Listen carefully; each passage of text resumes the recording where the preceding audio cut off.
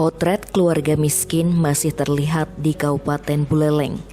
Gede Budiase, warga Banjarines Kajekangin, Desa Kubu Tambahan, Kecamatan Kubu Tambahan salah satunya.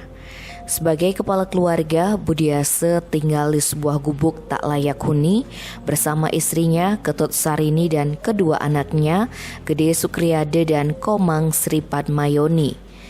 Rumah yang saat ini ia tempati sangat sederhana.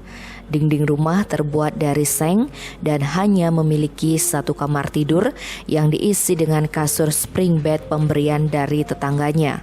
Ketika malam tiba, Budiase pun mulai mengatur strategi bersama anggota keluarga agar dapat tidur dengan nyaman.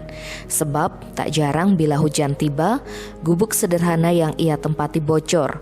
Karena memiliki satu kamar dan ukurannya kecil, maka Budiase bersama anak lelakinya tidur di luar. Budiase telah tinggal di gubuk itu selama bertahun-tahun. Lahan yang ia tempati merupakan milik orang lain. Ia hanya berstatus sebagai penyakap.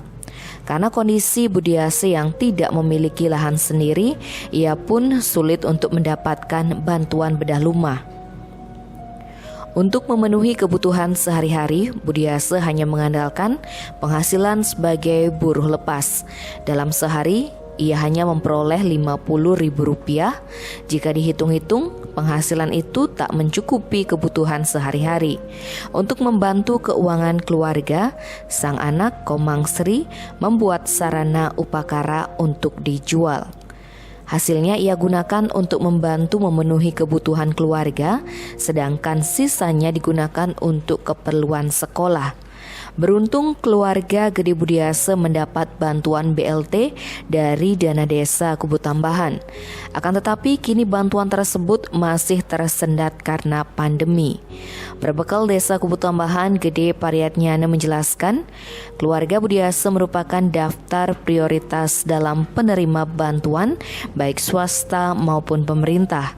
Sementara untuk bantuan bedah rumah yang sempat tertunda karena terkendala lahan, pihak desa akan segera mengurus. Gede Budiase saat ini telah memiliki lahan sendiri sebagai syarat utama penerima bantuan bedah rumah.